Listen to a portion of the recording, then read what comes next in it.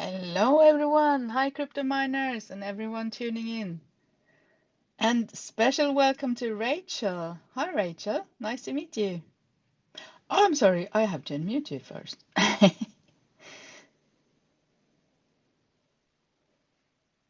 There we go. It always takes a while.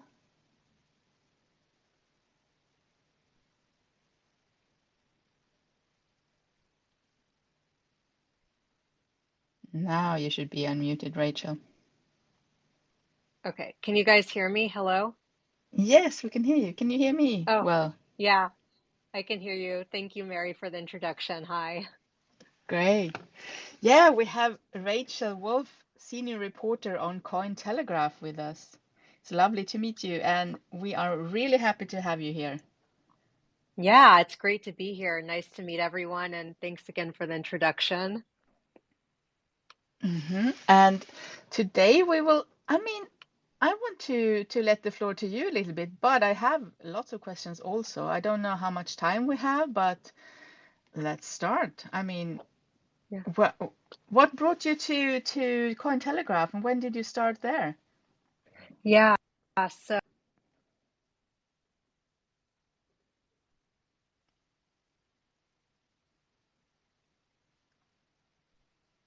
It's hard to hear you, Rachel.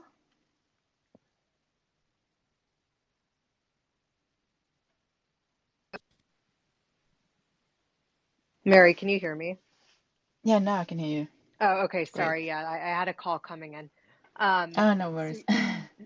yeah, so I've been writing about the crypto and blockchain space since 2017, and I've Okay. been with publications. Let's see, I was contributing to Huffington Post. And that's when I wrote about blockchain in 2017. I wrote an article for Huffington Post then, and it kind of blew up. It was about blockchain for supply chain management. Mm-hmm. And then from there, I transitioned over to Bitcoin Magazine, where I was a reporter for a little bit. And then I was with Forbes Crypto for almost 2 years. Then in 2019, I started with Cointelegraph. So I've been with Cointelegraph since then. But Nice. yeah, I've been in this space for quite a while, and initially I was interested in this sector just because of blockchain as a technology. I thought it was really interesting that it could be used to like track and trace supply chains and just other utilities. So that's what brought me into the space to begin with. So you were around in almost in the start then when Bitcoin came. Did you start mining that as well, or are you into that, to mining?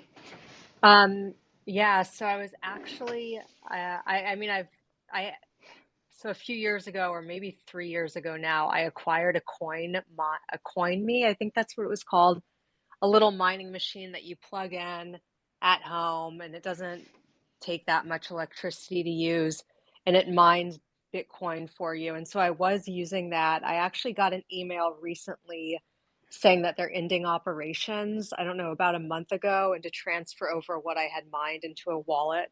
So I did that, and then I want to take the machine that I have actually and kind of like deconstruct it to see if I can use any of the pieces for another sort of mining operation. But that's Mm-hmm. been my experience with mining. I mean, nothing too intense, just like an at-home Nice. That's operation. good. Yeah. Very good. Yeah, yeah. So, what is it like to work as a yeah reporter at Cointelegraph? How does a day look like for you, Rachel? Yeah, so as a senior reporter, I don't write news stories. So I'm not like 9 to 5 looking at press releases and reporting on the news. Basically, Okay. I write feature articles. So they're about 1,200 to 1,500 words long, and they go in depth with one topic. So, for instance, if I was covering the mining space, I would look at that space, figure out which topic to cover within the mining space, get comments from 3, 4, 5 people maybe, and put that all together into an article. And it usually takes me a few days to put everything together.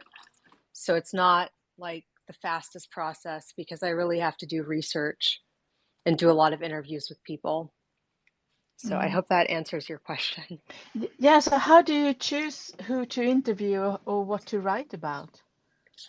So I try to look at topics that are kind of trending or that are really interesting in terms of choosing what to cover. So, for instance, with the mining space right now, I was actually considering writing a feature article on what's happening with miners. Sorry, I'm a little bit sick, so my throat's a little bit sore. But what's happening with miners being forced to sell off equipment? I've been seeing some of that recently. So I was thinking of writing a feature about that, how the market is impacting miners and their operations right now. So basically, I would look into some mining operations. Mm. Sorry, I'm No sick. worries. Yeah, oh, I'm Yeah, sorry. I was in Hope Paris for a month, and then when it became cold, I caught a really bad cold. okay. Not that's not nice. I hope you feel better very soon. Thank you.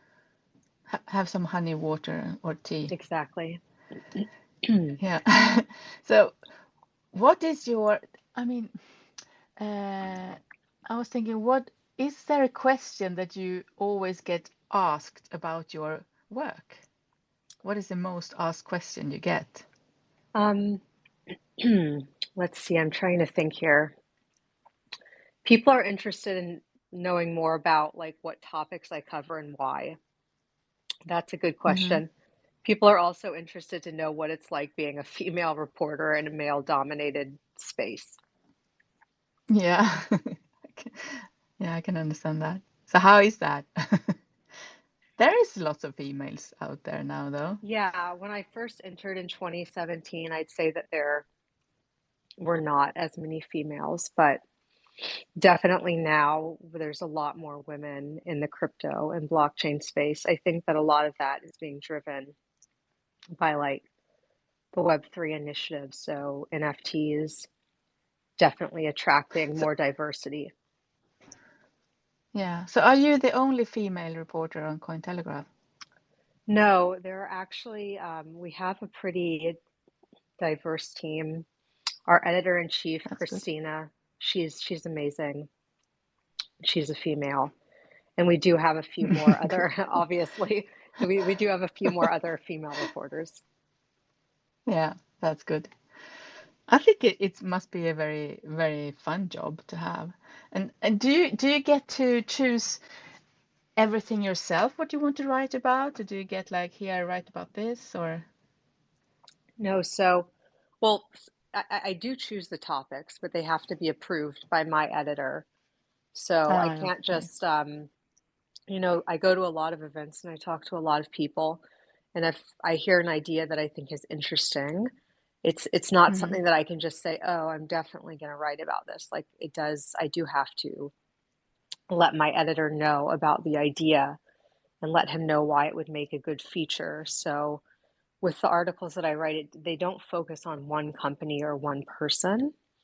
And they really have to go in depth. So if there's an idea, if someone sends me a press release that's very focused on just their company and what they're doing, or if it's a fundraising announcement, for instance, I never cover those because how in depth can I go with a fundraising announcement? But if it's something Yeah. like, um, we're bringing cross-border payments to a certain industry, that's definitely a great idea for a feature because other companies are doing that as well. And then it's like, what problem is being solved? We can look into that and how blockchain and crypto is solving that problem. Mm. And it says on your page that your content should be unbiased. So how do you remain impartial when publishing news or articles about coins on the site? Are the articles maybe reviewed by a team of editors to make sure opinions in the article are unbiased, or how does that work? Yeah, so everything is reviewed before it gets published. In terms of being unbiased, it's really just about reporting the facts and not Mm-hmm. like interjecting your opinion into the article. So basically, with the mining industry idea that I had, with miners being forced to sell off equipment due to the market, those are just the Mm. facts that some miners, that's happening, whether it's good or bad. I'm not going to interject that into my article. Yeah, that's good. So, so you have pretty a large audience, like lots of readers. Um, do you monitor, or do you see how they read? Do they read all the articles in depth, or do they mostly like just scroll over and see the headlines, or can you monitor that or see that, or I'm pretty if you sure the quote, understand what I mean? yeah, no, I think someone does monitor that. It's not me, so I Yeah, don't okay. know, but I know that like when the articles are shared, you see on the top of each article how many shares or how many views they've received. Mm-hmm. Oh yeah, that's good. So do you have, I mean, you have interviewed lots of people. Do you have a favorite interview that you have done with someone? And who was that and why? Yeah, good question. Oh my gosh, I've interviewed so many people over the years. I mean, it's crazy, but Oh, you may most pick a few then. recently, yeah, I'll choose a few. Most recently, because this is still fresh in my mind, it was at the Binance Paris Blockchain Week. I interviewed Maria Sharapova, Oh, I saw and that. Yeah, yeah, she was just awesome. that's She great. was telling me why she's interested in the NFT space. Hmm. Sorry, my throat is a bit sore, so I'm Yeah, I'm sorry. coughing. You have a little water in between. Yeah, let me do that. No worries. Okay, I think it's a bit better. So, I was interviewing Maria Sharapova, and she was telling me about her interest in NFTs and how she's hoping to start an NFT project at some point. And that was a Mm, really good interview. nice. Oh, can you hear me, Yeah, Mary? yeah, I can hear you. Can you hear me? Yeah, I can hear Yeah, you. I thought you cut good. out. Okay. No. Um, Trying to think who, so she was just kind of fresh in my mind. CZ is always an amazing person to see and to interview. I think he's one of the most insightful, most genuine people in the crypto industry. So seeing him Hmm. at Binance Paris Blockchain Week was just so wonderful. I actually enjoyed my interview with Kevin O'Leary as well when I was at Crypto Bahamas in May. Hmm. He's really interesting, and he has I think he's he does a lot of good for the space, for the industry. I think he knows it really well. Yeah. So I've So it's, had interesting discussions with him. So when you have interviews like that, do you research a lot about the people before, or do you also try to take like spontaneously and learn a lot about them while you go, or how do you do Um, that? so like with Maria Sharapova, I knew who she was, obviously, but I wasn't really aware of her presence in the crypto industry. So Mm, I looked online, did a little bit of research, and I saw that she had invested in a crypto company before and that she was taking an interest in Web3. That's all I really knew about her. I didn't do much research. But when I spoke with her, I was able to ask her questions about, what she was doing in the space and how she transitioned into this space from being a pro tennis player. yeah. Um, with Kevin O'Leary, I mean, I always look into people's backgrounds if I can before I interview them because I don't want to come into the interview just not knowing anything about that person. It doesn't look Mm, professional. But at the yeah. same time, I usually don't know like too much. I'm supposed to learn during the interview. That's the point of the interview. Exactly. Yeah. And we do there. It's fun to interview people and learn more. But let's move to crypto a little bit because that's what we're supposed to talk about also. How do you see crypto, the mass adoption of crypto? What do you think about the future? Will it happen soon, or what do we have to do as crypto communities to reach there? Yeah, so I've always been a big believer in the crypto industry. I mean, been in it since 2017. I'm a hodler. I don't sell. I don't panic when there's a bear market like we're in Mm. now. I believe that it will, crypto will continue to go up in price. Sorry, I'm going to take a sip of water. Yeah, do that. Okay. So, yeah, I believe that crypto is the future. And like I said, I don't panic in a bear market. Now is actually, as everyone says, the time for teams to build and to focus on advancing the industry. Yeah. I think regulation is a good thing for the crypto space. I think that once we have regulations and more institutions get involved in the industry, that's when we're going to see the price of Bitcoin, for instance, go up. So I think that's good, but until we have that, I don't think the price is going to budge that much, in my opinion. Mm. So I think that continuing for teams to continue to build, advance the space, real world use cases are extremely important. Like, how can we use cross-border payments to make the payment system more efficient? How can we bring in traditional finance to DeFi? How can we merge those two sectors together? And I think that there's a lot of benefits there, like traditional finance looking at DeFi for, you know, different elements. I mean, there's so many benefits there, and that's when we're going to see mainstream adoption happen. In the meantime, I think, we won't see mainstream adoption if we don't have regulations, if we don't have institutional interest. We just won't see it.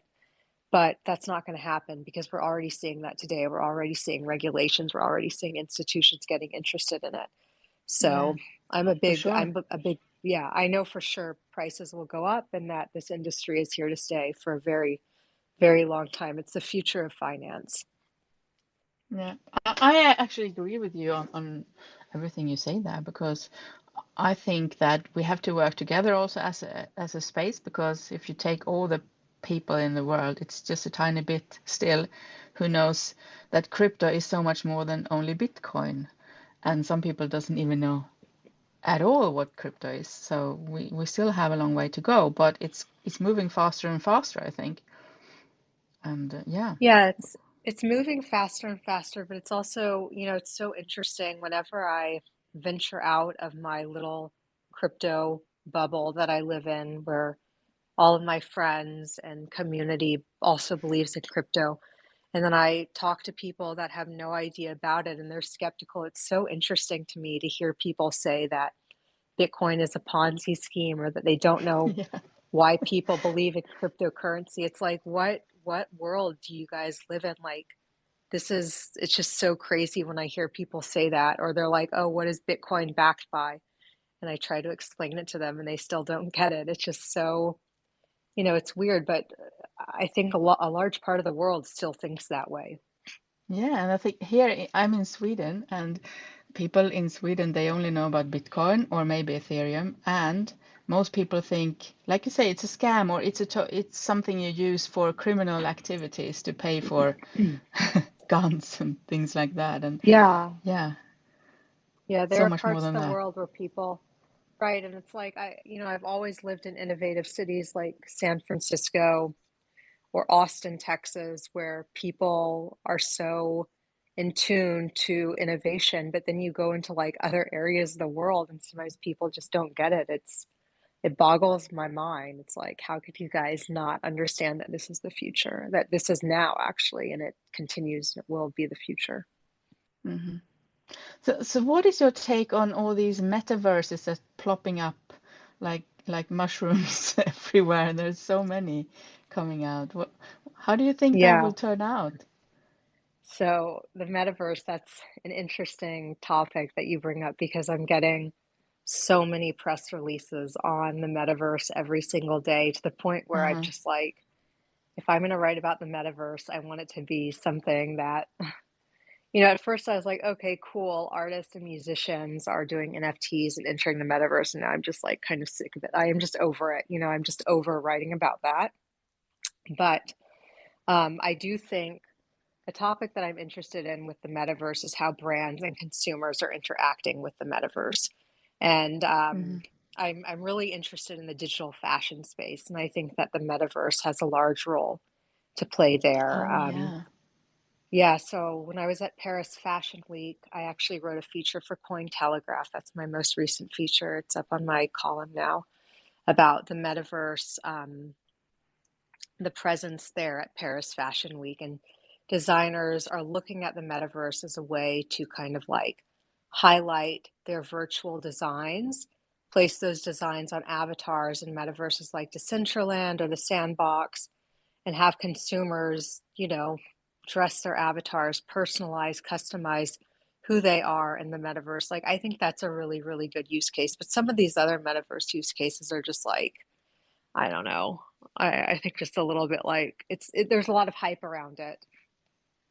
Yeah, I agree. I mean, how could you choose one? I mean, and then some of your friends are in another one, and some are in the third one, and I mean, yeah, I can't really see yet how it's going to turn out, but I guess we will see Yeah, I how think it that, goes. like I said, I think that brands that are innovative, that are using the metaverse to sell and engage with consumers, that's a really good use case. So, for instance, Yeah. displaying your items within a metaverse environment like the Sandbox or Decentraland, and having consumers come in and able to buy those items. You don't have to travel to shops. Like if I was in the United States and I wanted to shop at a Paris store, maybe that store has a metaverse location where I can just go and interact with that brand at the shop, and I can make a purchase online in the metaverse, and it can arrive at my doorstep in the United States. Like, this is a very good use case, in my opinion, for Hmm. how brands and consumers can engage in the metaverse. But then there are some metaverse use cases that I'm just like not so excited about. Like, gosh, I don't know. I'm trying to think. Land in the metaverse. I mean, I get why that's important, but like me personally, I would never spend millions of dollars to have like a house in the metaverse next to a celebrity. I'd No. rather spend millions of dollars to have a house in real life. But I think like Yeah. for brands to enter the metaverse and to be able to sell their products there to consumers, that's great. Hmm. Yeah, it's better with real houses, I think, for now anyway. Uh, uh, do you, I mean, you said earlier that you were a hodler, like me. I'm a coin collector, I call myself, because I also just buy and hardly ever sell. But do you have, maybe we shouldn't talk about this, but do you have any favorite coins that you know about that you would like to share or? Yeah, so like I said, I'm a hodler. I'm a big believer in Bitcoin. Ever since I got started in the industry, I've always had a had a love affair with Bitcoin. And yeah, I think Bitcoin is my number one asset. Um, I think that the use cases with Ethereum, the real world utility and the real world use cases that it provides is great. And you don't see that as much with Bitcoin, but like there are so many decentralized applications built on Ethereum, and I think that really you know strengthens Ethereum, and owning ETH is also a very, very good thing in my opinion. Hmm. So But do you come to places like crypto miners for instance, or other rooms where we have AMAs with new coins, some older coins, or some really old, like big projects as well, and listen and try and find new ones, or do you stick with these top 100 coins, or what's your yeah, approach to so new I ones? mean, like my approach is that I stick with, Bitcoin and ETH for the most part. When it comes to Hmm. new coins and different tokens, I'm a little bit skeptical just because we've seen so many I mean, over the years you see these projects come to fruition, and then you also see some projects fail, and like I wouldn't say I'm a risk taker really, so I try to just stick with like the mainstream tokens like Bitcoin and Ethereum, kind of the Mm. top ones versus looking at tokens for new projects. And I see that you can as a project you can also uh, buy a space for an article, like an advertisement for your project in the newspaper or what we could call it. Uh-huh. Uh, do you vet these projects before, or do you take just anyone on board if they like pay for it? Yeah, so obviously that's not my role with Cointelegraph, but I know that Yeah, okay. Cointelegraph does, they do vet every single project that comes on. So we do offer sponsored content, but we're Mm-hmm. not going to sponsor a project that's sketchy. Yeah, that's good. Good to know. But do you write about new coins sometimes if they have like real good utility or good partners or Yeah, so with my column, I don't write about the market and I don't write about like fundraisers and new tokens or coins. I focus more okay. on the technology side of things and real world use cases, um, or like events that I go to. But it was interesting. I did an AMA, which, Ask Me Anything on Cointelegraph's YouTube channel yesterday with a project called Club Coin. I think that was Clubbing Coin. And basically, Mm-hmm. it's a token that's being used to allow, it's like an NFT project that allows people, if they hold the NFT, and there's a token associated with it as well called Club, I believe, to get into these clubs and hear DJs play music all over the world, like at Ibiza, Miami, LA. And I thought that was actually a really cool project. And if you hold a majority of the tokens, you get access like backstage passes or interviews with the DJs, or you get to skip the queue with these long lines that form. So I thought Yeah, that was pretty cool. that is cool. I've heard about different coins that have that well focus. So I think they might not be the only ones, but there are lots of good projects with real clever utilities that's coming out and has come out, I think. So yeah, well, will be interesting to see who survives this bear market and who's still with us in the next bull run. What do you think about that? What do you think about the price of Bitcoin and the bull run to come? When is that gonna come? I know you not So, don't know that, but yeah, right. Yeah, I don't know that, and I don't know if anybody actually knows that. I mean, I would have thought that we would have seen the price of Bitcoin go up by now, but it's kind of been steady at like the 20, like 19K, 20K. I don't know what it is now. I think it's 20K or something like that. Um, but I think that, I mean, if if we go into a recession, I don't think that's not going to be good for the price of Bitcoin. That's for sure. yeah. Um, but maybe by the end of the year, we'll start seeing, like maybe December, maybe January of next year, we'll start seeing Mm. the prices go up. But honestly, with the way things in the world are looking now, with all of these things happening, I think that the price of Bitcoin will either hold steady if there's a recession, and the price will probably go down, but it will eventually go back up. Yeah, eventually. I agree. Probably goes down a bit first and then go up. But nobody knows, so do your own research, guys who listens. We're not the oracles here. But is there some project that's coming now for you ahead that you look the most forward to, like something really exciting that you're longing to do? So as I mentioned before, I'm really excited about the digital fashion space because I've always loved fashion just growing up.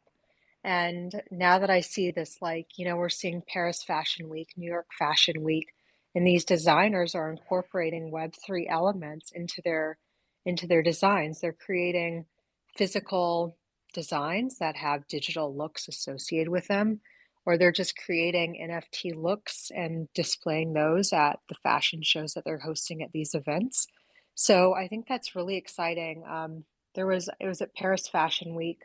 There was one brand, I think it was Lowe's or Low, but they did a whole line on pixelated clothing, like a whole pixelated clothing physical line where the clothes looked like they were something out of the sandbox, but it was all physical clothing.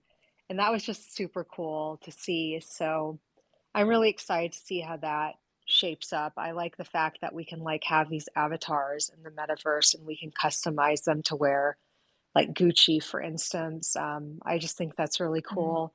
And owning these NFTs from brands like that's also pretty exciting when there's utility associated with them. So, for instance, if one of those designers has an NFT and you own it, you can maybe get access to their shop. If there was a line, for instance, in Paris, there were so many lines to go into shops like Dior. Let's say there was an NFT, it's like you wouldn't have to wait in the line. So stuff like that excites me. Just, I mean, it's me personally, just because I love fashion. You can sit home and shop, but there are also, I think, projects that can scan your body, your actual body, and then you can maybe go into the to try on the clothes even as an avatar. Wouldn't that be amazing? Yeah. I've actually, someone was talking about that. I forget who, but that would be super cool where you don't even have to go into a shop. You just have this avatar of your body and you can just try clothes on that way. That's actually a really great use case. Yeah. And also, have you heard about these clothes that they are developing now with some, I don't know what to call them, but functions built in the clothes so you can like go into different metaverse, and if someone touches you, you can feel that on your body if you wear this t-shirt or whatever. So if someone shoots you, Oh, you oh feel my it gosh. maybe, or That's I don't crazy. know. No, I haven't heard of that, but that's interesting. There are so many different use cases. Yeah, they're developing all the time. Lots of good brains out there thinking. That's good. Yeah. So I know you have a sore throat and we shouldn't keep you too long, but do you want to take some questions from the audience? I will see if they have, there's some people who Yeah. have said Yeah, I'm stuff happy to here take a in. few questions. Mm-hmm. Uh, let's see. No, that wasn't about that. Maybe we should unmute someone then. Let's see if we can unmute someone. I see people are raising their hands. If you have a really good question to Rachel and Cointelegraph. Let's see. I will unmute you at Satur. Do you have a question, you?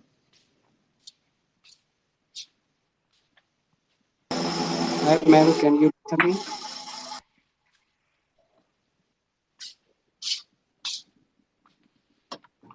Hi, we can hear you. Okay, ma'am. My question is simple. How much investment is required in your?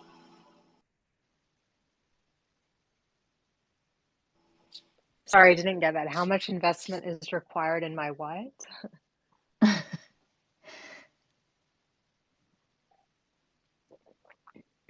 I don't know what happened with him. Okay. Is there anyone else with a question? Let's see. We try this one. Mr. John, it's connecting. Do you have a question for Rachel, Mr. John?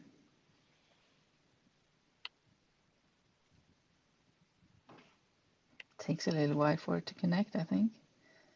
Sometimes if they don't have good internet, it takes even longer. Okay, I'm trying to read here instead what people are asking.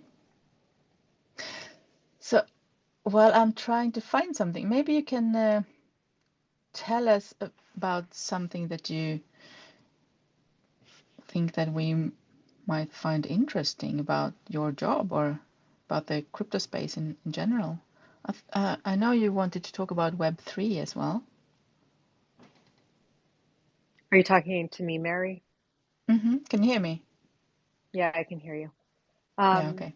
Yeah. I mean, I think the most interesting part about my job is the people that I meet because I'm kind of a digital nomad. I'm never in one place for very long, and I've met just the most amazing people, um, celebrities, because the Web3 space is kind of drawing celebrities to the crypto space. Um, but just like these, people like CZ that are just kind of, it's not just CZ, there are others, but he's just kind of fresh in my mind because I was at Binance Blockchain Week in Mm, Paris. But just meeting with these innovative people that are really like driving the industry. That's the best part about my job is talking to people and seeing how they're building the industry and advancing it. yeah. Did you get to cover anything of what happened, all these well, not so fun things that happened with Luna and yeah. And yesterday I think with Binance even, BNB they were Yeah, hacked. they were hacked. Yeah, that was crazy. Um, there's so much happening in the crypto space right now that it's just kind of shocking. Like with Celsius and Luna and just things that have also impacted me personally because like I knew Alex Mashinsky and I had some crypto on Celsius and it just sucks. And it's like we really have to do our own research.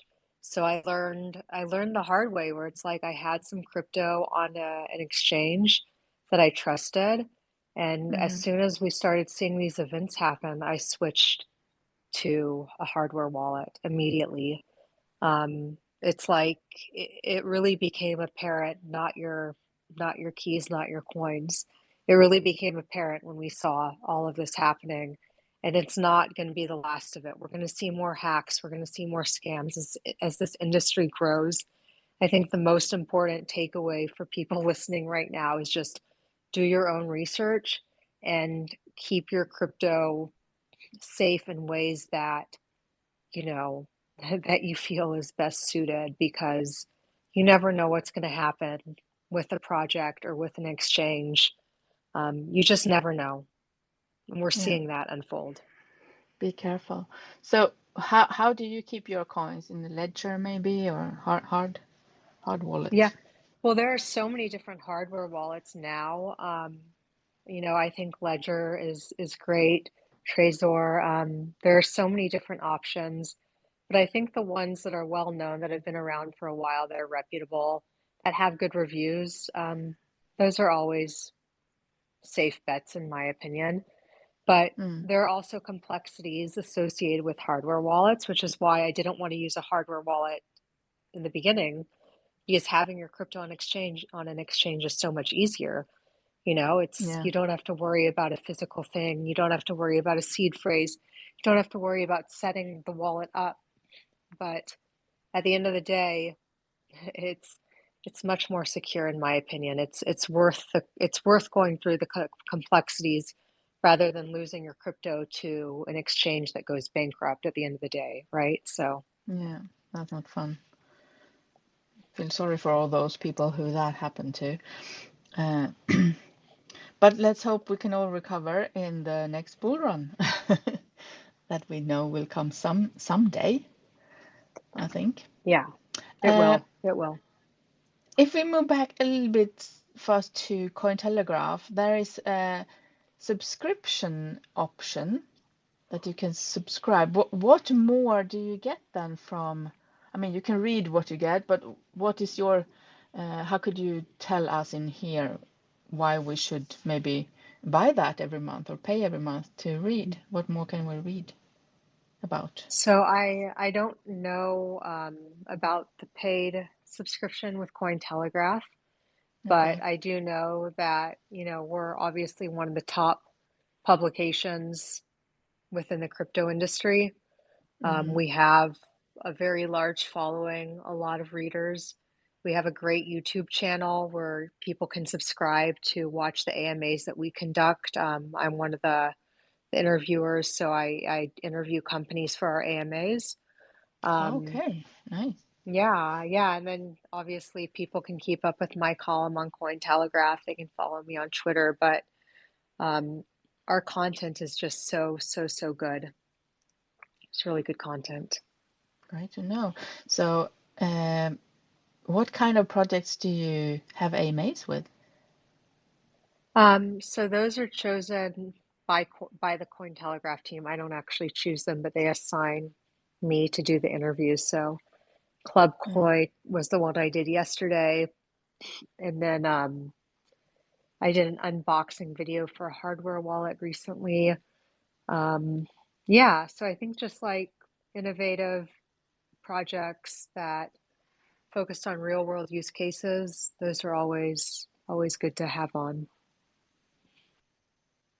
So do Cointelegraph, do you partners with different projects, or how does it Uh, work? I don't I don't know if we partner with different projects. Like I said, there is sponsored content. We also have a Yeah. Cointelegraph Innovation Circle, which is new. So basically, thought leaders within the industry can apply to join that innovation circle. And if they get accepted, they can contribute content on a monthly basis to Cointelegraph, like opinion pieces.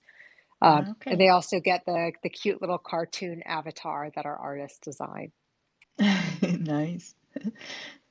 So, so if some project owner are in here listening now, can they reach out somehow to you, or not to you maybe, but to Cointelegraph and and try to get on these AMAs to get, because I think you Yeah, have lots so of listeners probably.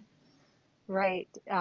I'm sure, I think on the website you guys can find a little contact page, but anybody can also send me a message on Twitter and I can help connect them to the right person at Great. Cointelegraph. Yeah, that sounds great. Because I think that's Yeah. a large audience then for good projects. And you, as you said, you vet them, so it's no scam tokens or any rug pulls that comes on there, hopefully. Yeah, exactly. So, but Mary, I'm gonna have to sign off in a few minutes. Yeah. My We just wanted to because I'm a rest your little bit under throat, the weather, but Rachel. Yeah. yeah. It was great hosting you, Rachel. Really nice to meet you. And I'm so sorry you feel sick. And I hope you can rest out the rest of the day and feel better tomorrow already. Yeah, thanks. And it was a real pleasure coming on. I'm glad we were able to make this happen. And I just want to thank the listeners for joining. If anybody has a question or they want to stay in touch, obviously you guys can follow me on Twitter or Instagram at Rachel S. Wolfson on Instagram. Yeah. We have you covered there in our group as well, so people can click on the links and follow Rachel and Cointelegraph. So thank you everyone for coming, and special thanks to you, Rachel, for taking your time, although you were sick. I appreciate that so much. Have a good wherever you are, guys. We are Yeah. signing off now. Okay. Thanks, guys. Okay. Bye. Bye, Rachel. Bye, Bye. everyone. Bye.